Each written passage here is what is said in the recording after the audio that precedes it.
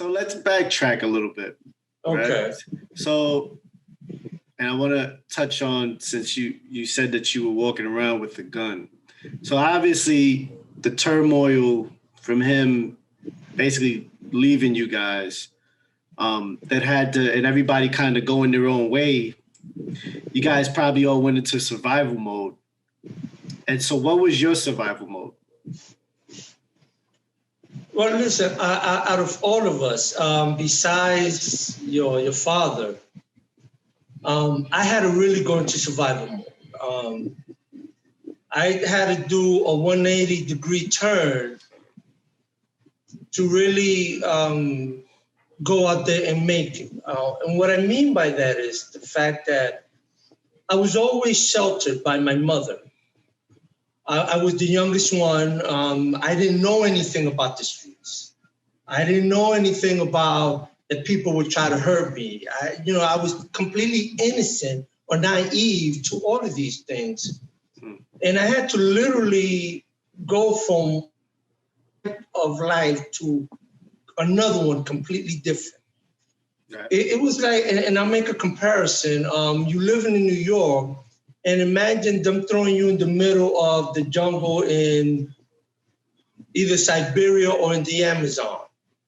You have no survival skill. You know nothing about the place, but you have to survive. Right. What do you do? That's how I was thrown.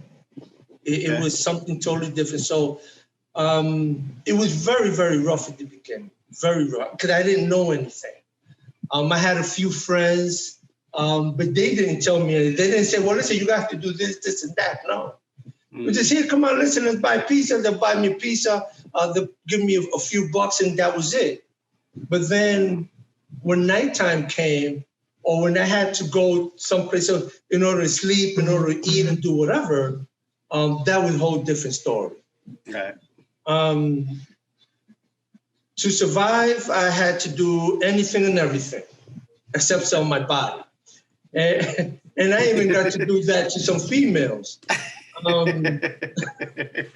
Because there's a market for everything. Every woman who wants young guys, Right. So, things happen. But yeah, I got into everything, drugs, running guns, stick up, robbery, you name it, I practically have done almost everything.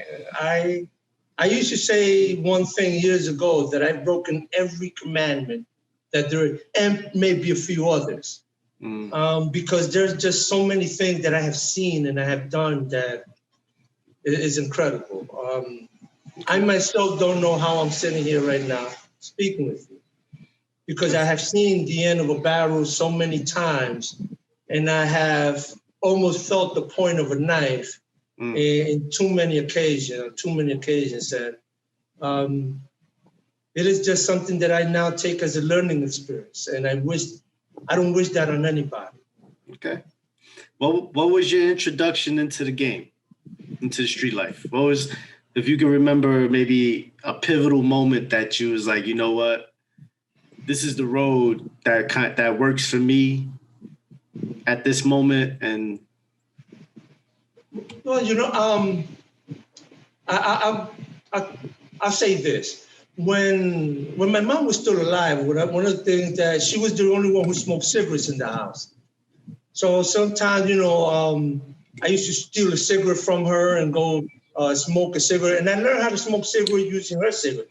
Nobody knew this. Nobody. Yeah, I used to do things that nobody knew about. So I would say that more or less got me into the door. And then once I was out in the street, your father, my brother, my big brother, introduced me to marijuana. So I used to smoke weed and things like that, and then go out to parties. These parties were the one that really fed me into the introduction of what was drugs. What were the things that were really going on out in the streets? Right. And that led me to a direction in which for me to go. I have friends who had gone into the gay community, what is called today the gay community. Right. I said, that's not for me, because ain't nobody going behind my back. Right. You know, so I said, I gotta either make it because nobody's gonna break this. So I went into first selling fireworks. I made a lot of money selling fireworks. I didn't know it, but I made money selling fireworks. And I said, hey, if I could make money selling fireworks, I could probably make money selling weed and selling coke and this and that. And I got into that game. And that's how I started off. In between those phases, I was doing stick-ups, I was running guns, I was doing a number of things that were not really helping me. They were sinking me into a black market, I would say, that needs and looks for everything that you can market. Right. And that has led me to great understanding of what the streets are like. And I learned how to survive. I had to learn. And in a snap of the finger, I had to learn how it was out in the streets. Give me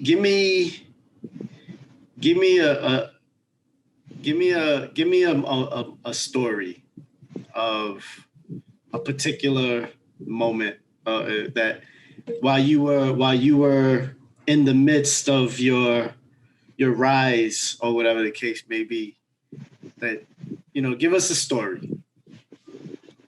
Any story, doesn't, you know, could be with guns, drugs, whatever you want.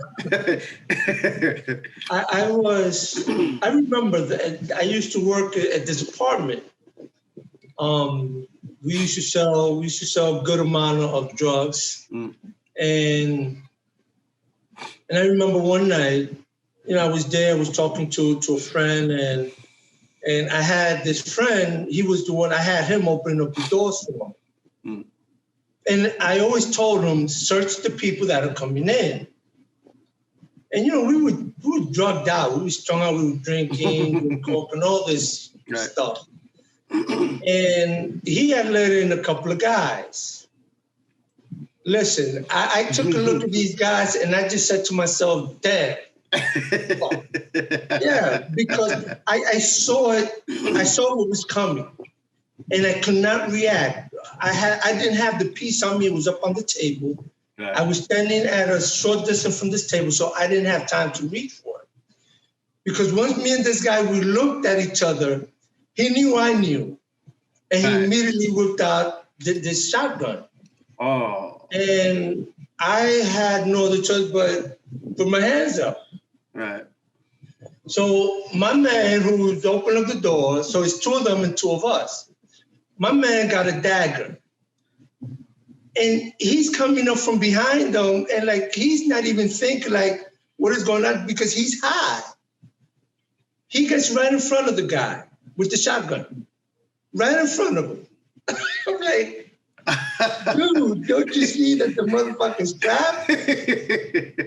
So, you know, at the moment, you know, I laugh now, but at the moment, you know, I was at a point that I had to think, how am I going to survive this? Right. So, you know, I'm talking to the guy because the guy he was a guy that had bought from us previously. Right. So he more or less knows us. So he knows that I'm cool, you know, that I'm not going to fuck him around and anything. But one thing was that he was scared because this must have been like his first stick-up and his man also. So they tell, listen, stand to the side, take off your shoelace. And he has my idiot tie me up because they know that, you know, I'm not going to take any shorts. Right, so he tied me up, throw me against the sofa couch, and he hands the shotgun over to his man while he ties up my buddy. So now we both tied up on top of a sofa. His man, the guy now holding the shotgun, the guy is nervous. He doesn't know what the fuck he want to do. And I'm telling the guy, listen, point that shotgun someplace else because I don't want it to go off.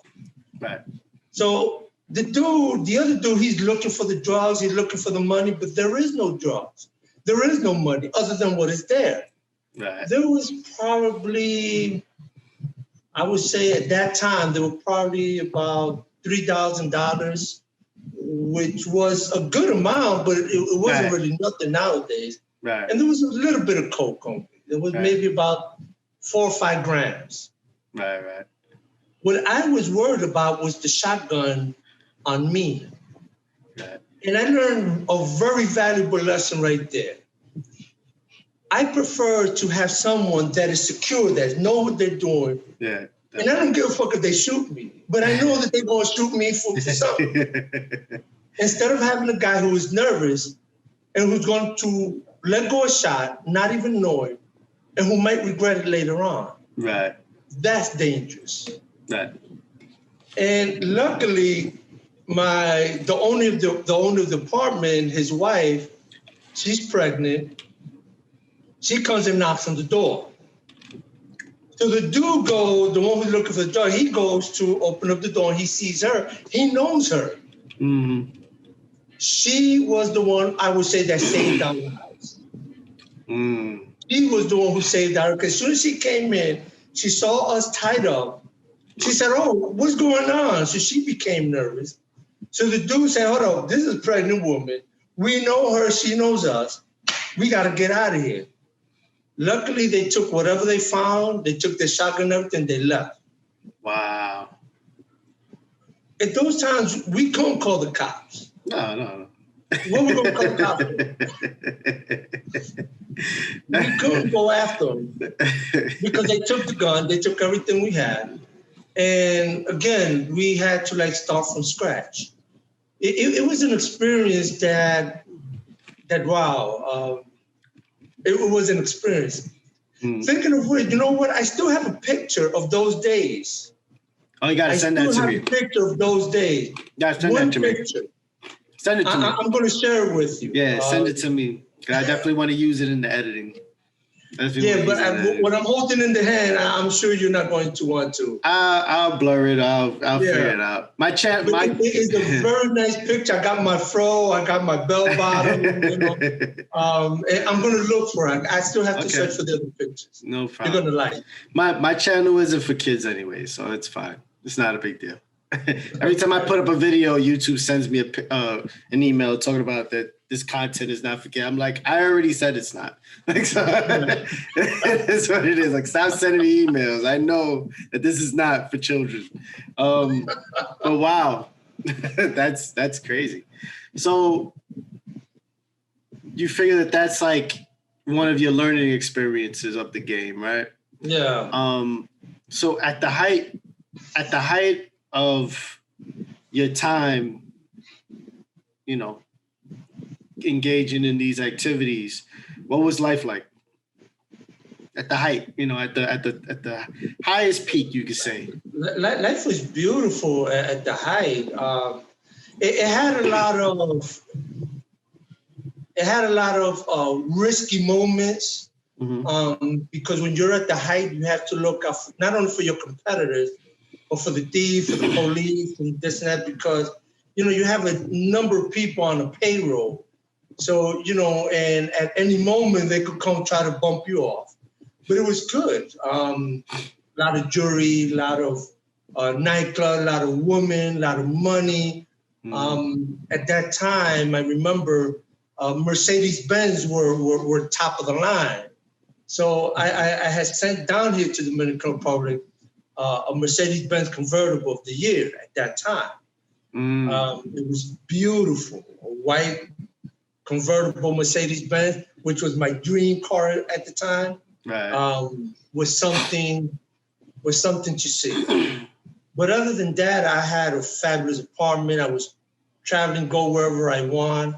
I used to go a few days to Miami, go a few days to Boston and other places. And it was good. It was good.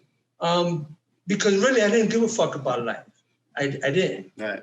If I were to worry about, money and this thick of guy and what, no, I couldn't think of that. I just had to think of, hey, listen, I'm going to enjoy this moment, be what it may. If I had to take somebody out the way, I did it. If somebody took me out the way, I had to handle it.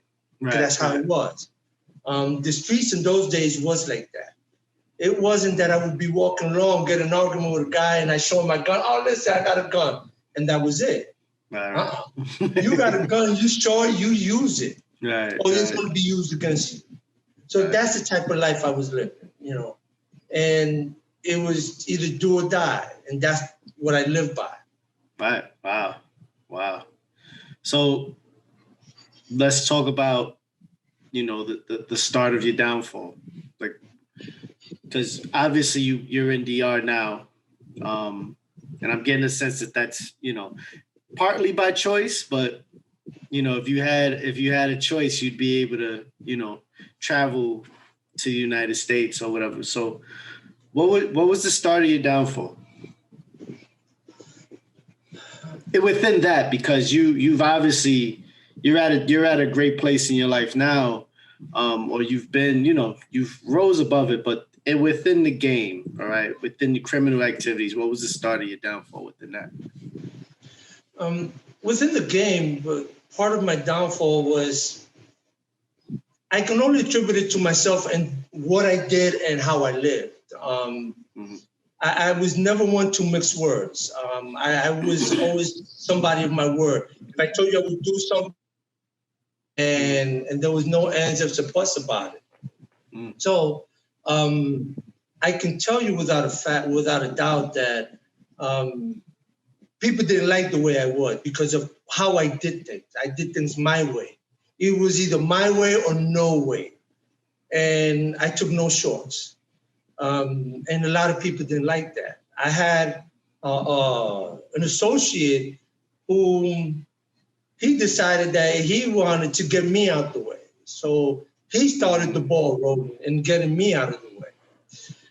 How he did that was he went to our connect, who were Colombian, and he started feeding them this bullshit that I was going to stick them out, take their things, that I was going to be the man, and a whole bunch of garbage, which they believed.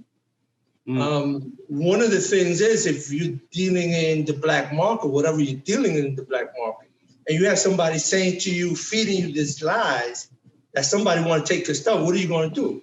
You're going to go take that person out. Right. And I found out that they were after me through some connects I had. So I said, well, listen, I just got to get the upper hand. My associate disappeared, of course, because he knew I found out that it was him. But I had a bigger challenge, which was the connection, which was much larger. They took no shorts. They didn't care about chopping you up in the middle of the street. They didn't care about who you were with. You were all gone, because that's how Colombians dealt with people at those times. So I was able to get the upper hand, and I was able to do what I had to do to survive. Unfortunately, of course, the consequences behind that is you cannot stay up. So now you got to go into hiding, which is what I had to do. Right.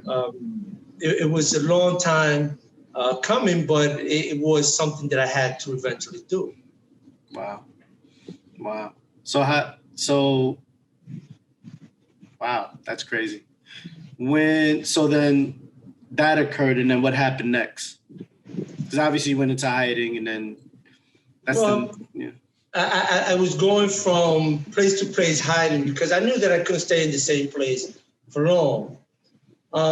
During that period, I had met a number of people who would help me out, but also my brother said to me, listen, I got this connect. Because I needed money, right, because I couldn't stay in New York. Right.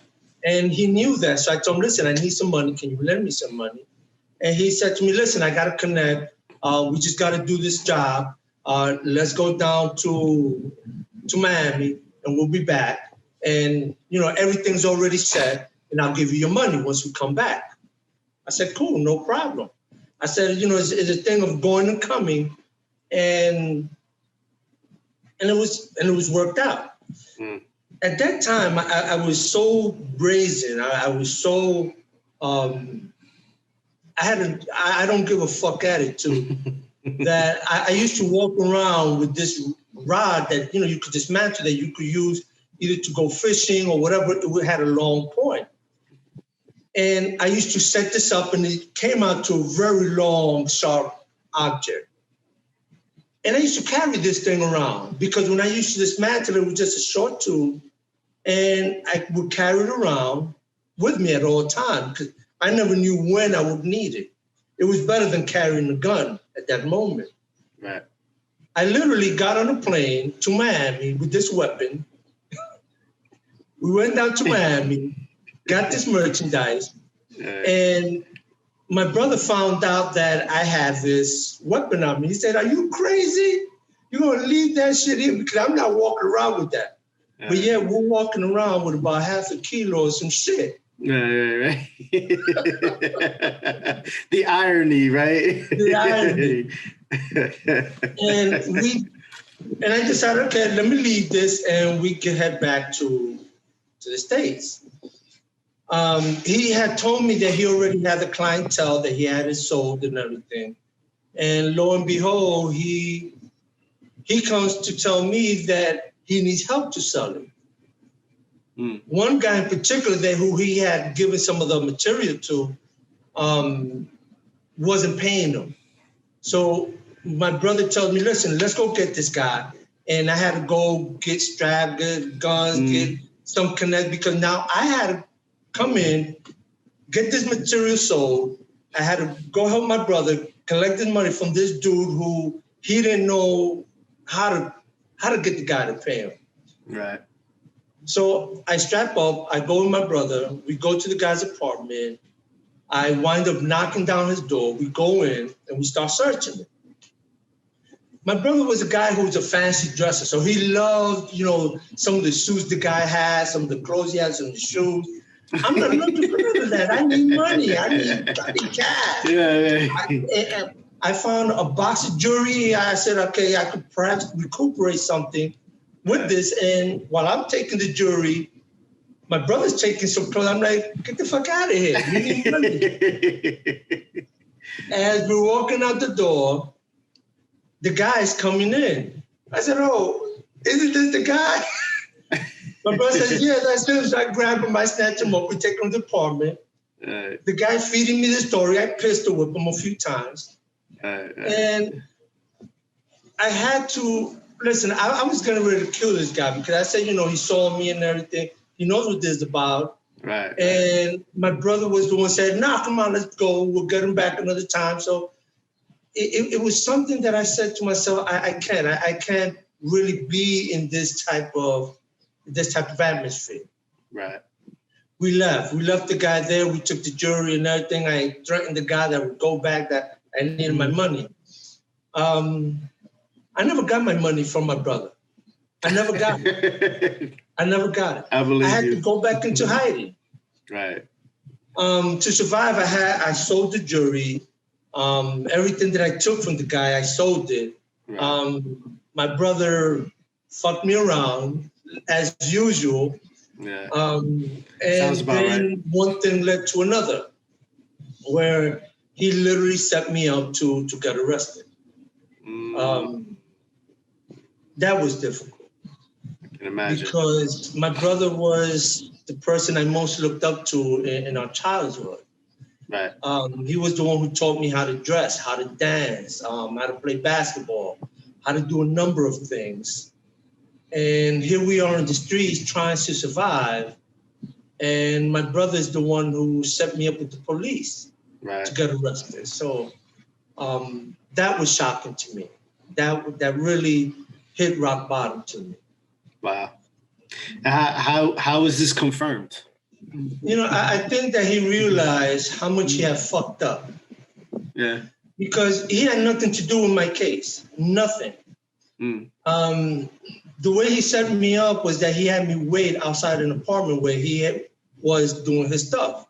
Right. Police didn't know where he was at. And once they come up to me, these detectives, they come up to me, handcuff me, put me in the car, they immediately mentioned his name.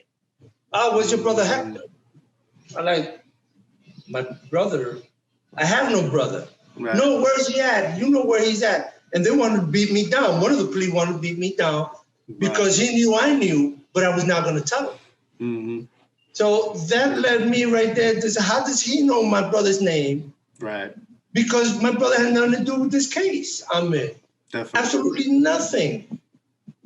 So after, the following days and everything, I sent out a message to him for him to tell me, listen, they mentioned your name. Why they mentioned your name? And basically, he gave me no response to that. So that said a lot. Right, of course. I talked to my sisters about it, and they also were kind of perplexed behind that. It was something that it really hit home with me. It really hit home.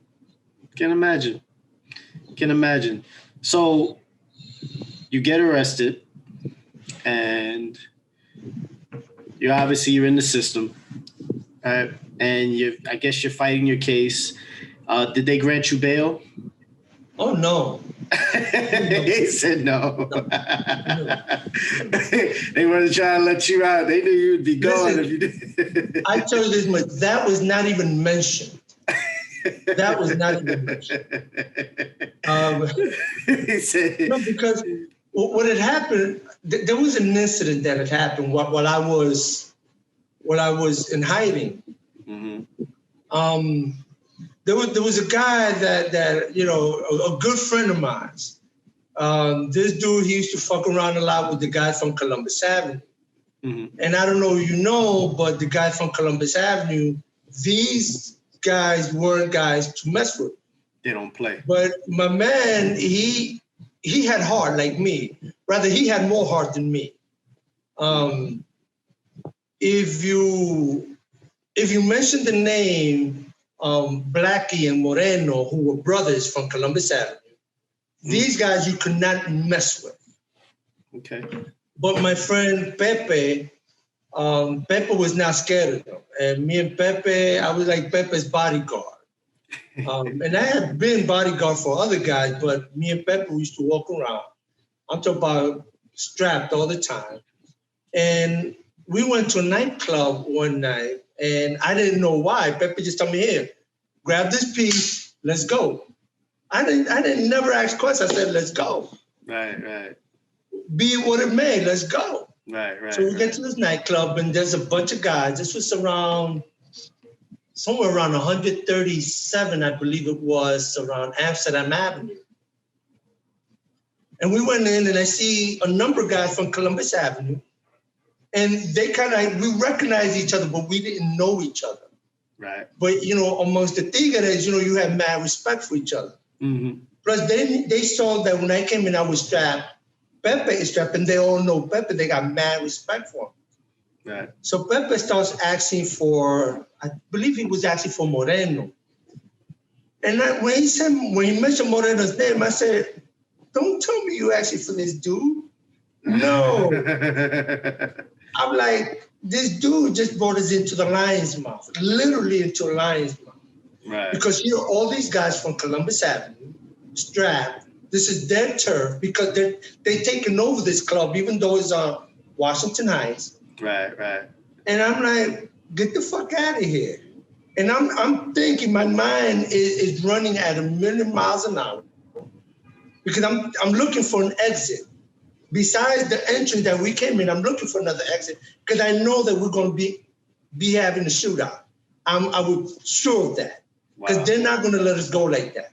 Right. So he starts asking for Moreno. No, this motherfucker, he owes me money. I'm going to kick his ass and this and that and blah, blah, blah. But there were no cell phones at the time. So one of the guys grabbed a phone and he locates Blackie. Blackie, to me, was even tougher than Moreno. And Black is all nice and this and that because we hear him talking. And Pepe said, listen, I want my fucking money. Black said, no, don't worry about it. You're going to get your shit. No te preocupes, papa. Te tenemos. Tú vas a estar bien. I'm like, don't tell me. I can't believe this shit. Right? So cool. We walked out that night.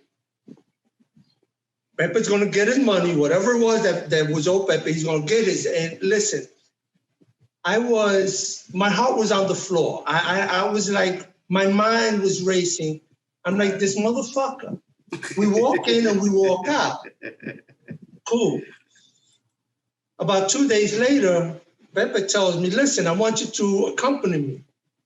I said, oh shit, here we go again. He said, no. Because it was early in the morning. We had broke night. We were stoned out. We have been drinking, partying, girls, shit like that. He tells me, yo, I got to go downtown. I said, downtown? The only thing I knew downtown at that time that we knew was if you had a court hearing that you had to go to Center Street. Yeah. So I'm like, okay, let's go. But I'm not going straight. So I leave my piece and we go downtown. We take the train and everything.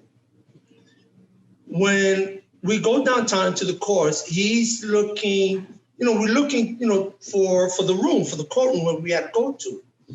At that time, that's when I believe that they really started with the metal detectors, putting metal detectors in the courthouse before you go into the courtroom. So we see the metal detector, and I'm getting ready to go in, and he told me, no, come on.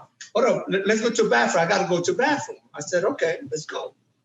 We go to the bathroom. And we go in, we're looking around, and I'm like, what are you looking for? He said, no, I'm just looking. So he's looking under the stalls and everything. There was a police inside one of the bathroom stalls. But I still don't know what's going on. So we, make believe like we washing our hands. So I go into one of the stalls, piss, and I start washing. The police comes out of his stall, washes his hands, and leave. We're alone in the bathroom. This motherfucker, he pulls out a 38 from his waistband. Wow. A big 38, not the small number, the big 38. The long barrel. Like, get the fuck out of here. He goes into the garbage can. He looks in, he finds a bag, a paper bag. So he puts the gun in the paper bag, puts him at the bottom.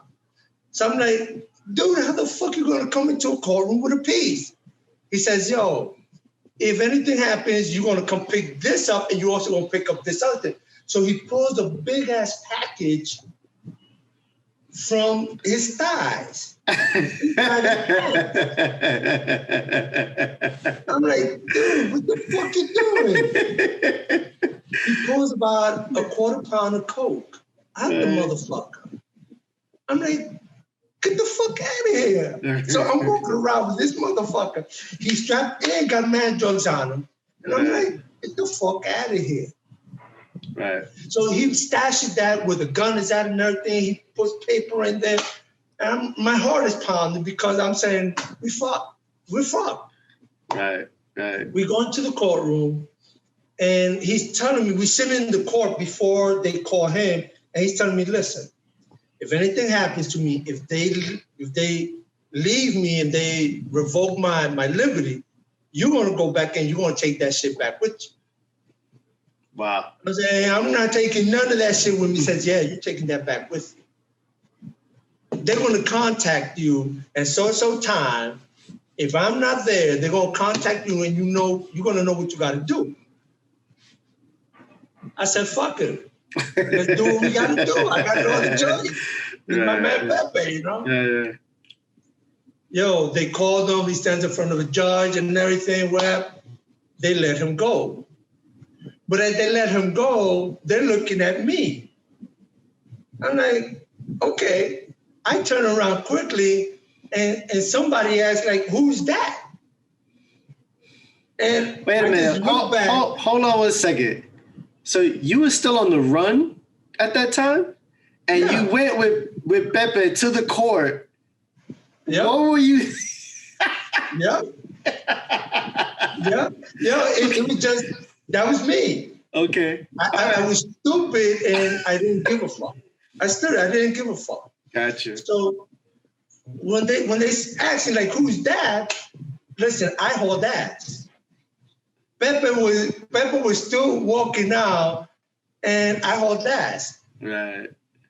Guess where I went? Where'd you go? To the bathroom. Oh, because I'm saying, ain't nobody gonna kid me. Right. Ain't nobody gonna kill me. I'm strapped. Right. So as I get the piece, Pepe's coming in. Right behind Pepe is a police. So the police, he doesn't know who I am because he came from somewhere. I don't know where he came from. But he goes into the bathroom. Pepe knows I already got the pee because I signaled him I got the pee. So Pepe, says, do you got like the other stuff? I said, no. So Pepe goes, grab the stuff, so we jet. Right. Listen, that was an experience. As I'm going now, I remember I had to run because I was scared because police all around Center Street, because I saw you find them, plus somebody had recognized me in the courtroom. Wow. So I was running. Right. I got caught for something else. About 2 weeks later, I got caught for something else. But it is, I don't know how to do with an appearance because it seems that my fingerprints didn't come out right. And I had gone into the courtroom. Wow. They called me. The lawyer that I have, the legal aid lawyer that I have, he has all my record with the homicide case I'm on. So he's pleading that I should be let go for that charge that I was caught on, which was something like a misdemeanor, some bullshit like that. Right. I got a cap on, I got some shades on, nobody that recognized me. I got like some heels in my shoes that, made me look a little taller. And, I'm completely disguised. I'm like, yeah, okay. And I'm saying to myself, I'm not leaving from here. Listen, that judge said, okay, case dismissed, you can go. My mind, I was like in a different world. My mind exploded when he said that I could go. I turn around, as I'm walking out, I see the legal aid lawyer raising his hand to say to the judge about my case. By that time, I was out of that courtroom. And wow, it was these experiences that really, that I look back on and I say, this is ridiculous. I lived through some experiences that really, I should not be here right now. I think you should have told that story because that story is insane. Who's on the run? It goes to the courts. Wow, you had a set on you, and you just wow.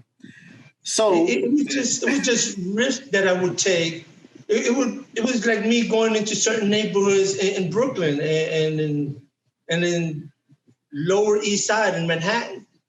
I would go into neighborhoods late at night, strapped up, looking for certain things, and I would just walk in and out. I would say it was almost the same. Right.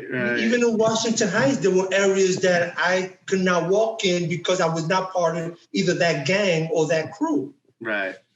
Because even after the gang areas of the 70s, there was still these cliques and you had, the ball busters, these guys. And just to mention one,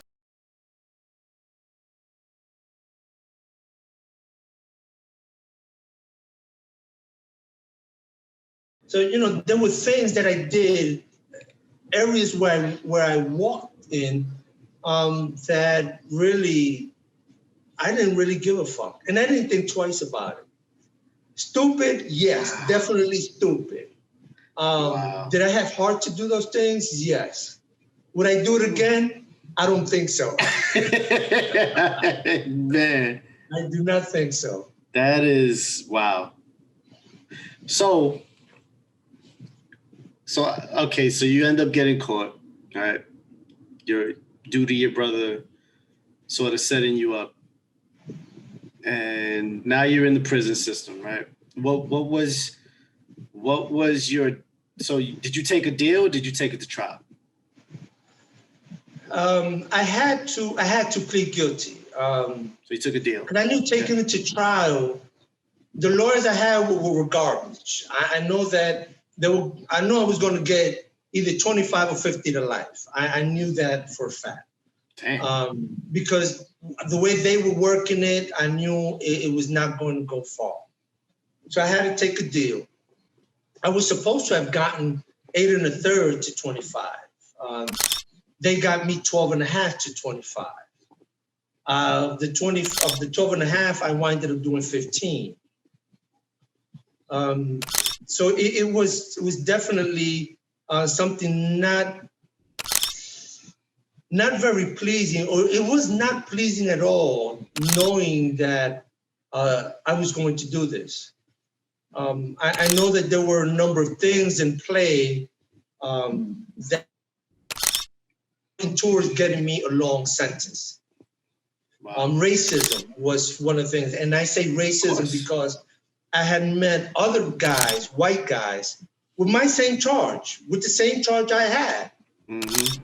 Manslaughter first, criminal use of a firearm, and I knew some of them who had gotten 6 years to 12. One of them had gotten 8 1/2 to 16 or 17.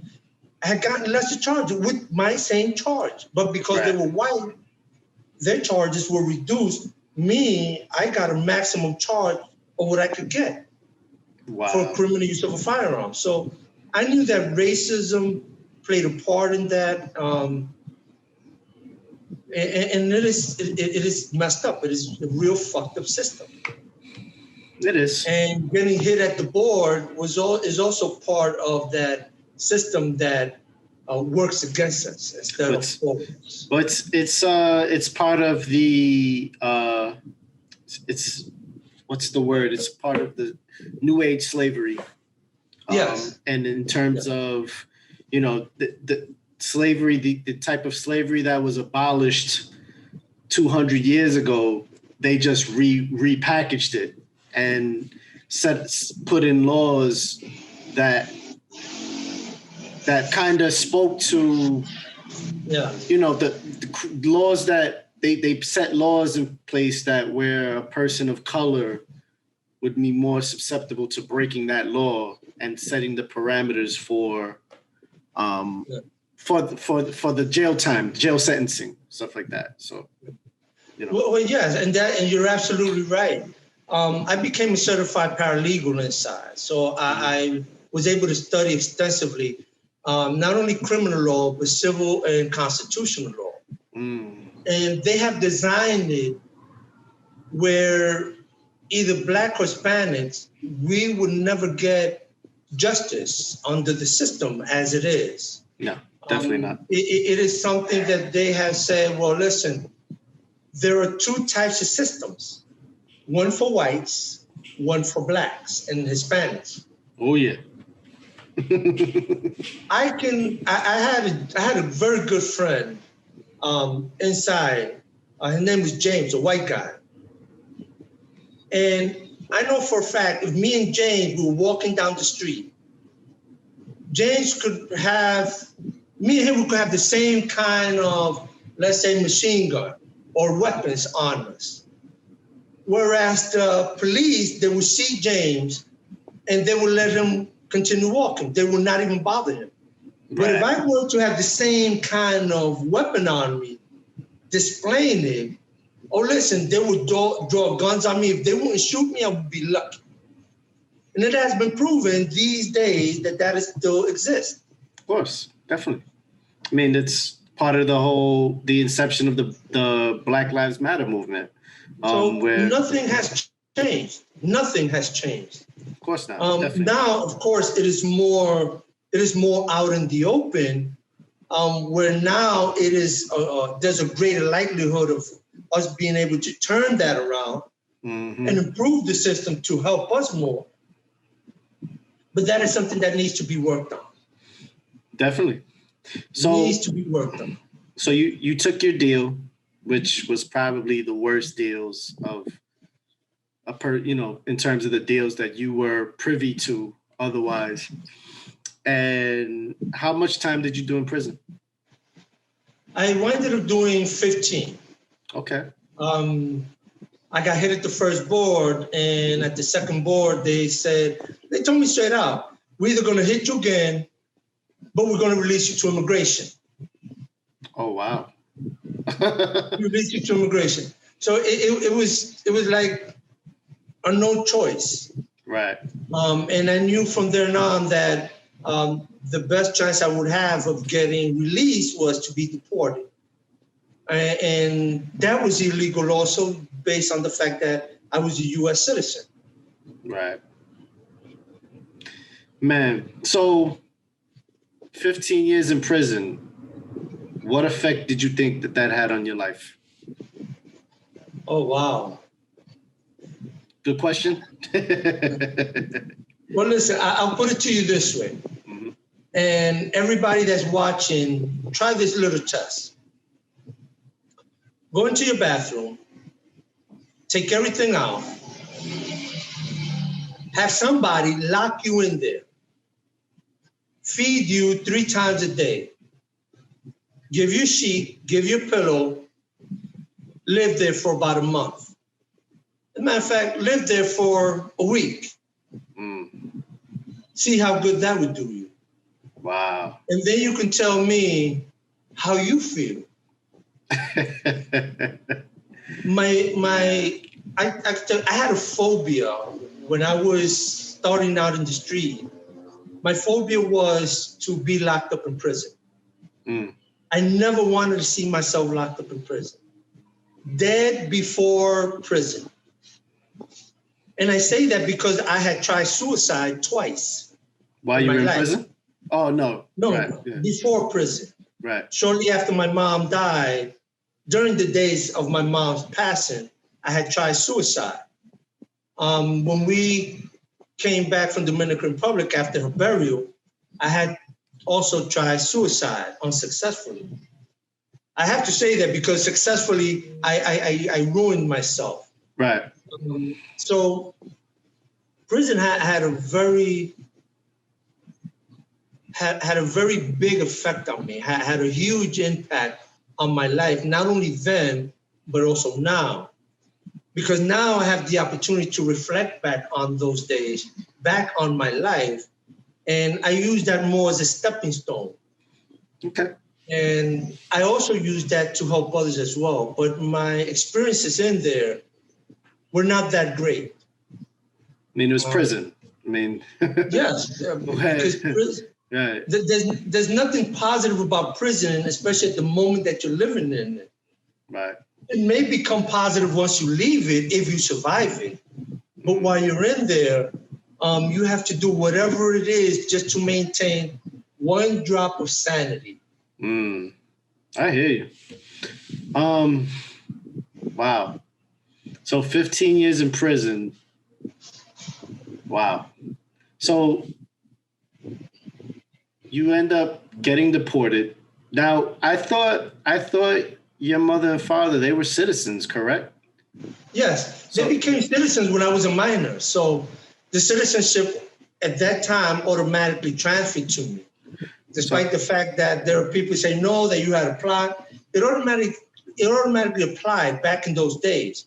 Right. We have to remember that the laws keep evolutionizing. They keep changing it. Right. So one thing that applied back then doesn't necessarily apply now. Wow. So you end up in DR, right? And 15 years in prison. So what year did you get out of prison? I wound up getting out in 1999. 1999. Wow. That's crazy. Right there at the change. Right, at the change. The Y2K. That was a big thing. Y2K. So you come out and you end up in DR. What was that like for you? Oh, wow. That was completely different. Completely different. I believe I had shared with you the fact that it was very difficult, especially, listen, the simplest thing, crossing the street, was a monumental task for me. It was monumental because the fear of just crossing the street would be mind-boggling to anybody. You would say, wow, crossing the street is nothing. No. Crossing the street is a big thing for anyone that has not seen the streets in years, many years. especially when your movements are so controlled, and you were in a maximum security prison, correct? Yes. So your movements are confined in a total sense. You can't leave until they tell you. You don't go to mess hall until they tell you. You don't go to the library until they tell you. Everything is based on, the movement, and you can't move until they tell you. And if you're out of place, God forbid, then that's a torture in itself. So I could understand crossing the street would be a huge thing, because now you're free, but it's at the same time you got, you hadn't really seen anything like that. One has to, it's like learning how to walk. You have to start all over again. Right. And that's something that I had to do. Here we have what we call colmadones, where there's a store, a group of people hang out there, play dominoes, they drink, they listen to music. I had to get used to that environment, listening to that type of environment. The honking of horns was something new to me. Listening to people speak freely out in the street was something new to me. Seeing these girls with the nice big butts walking down the street was something new to me. It's a whole big change. It's a whole different lifestyle. It's something completely different. Right. Being in quarantine now is similar to being locked up in prison. So This quarantine doesn't really faze me that much. It brings back memories, but right. Yeah, it's a different kind of living, and it's you're able to like you have the freedom. You can go outside, there just comes with risk. Whereas in prison, there really is no outside. There's the yard, the hallway, showers. So everything is limited. Right, exactly.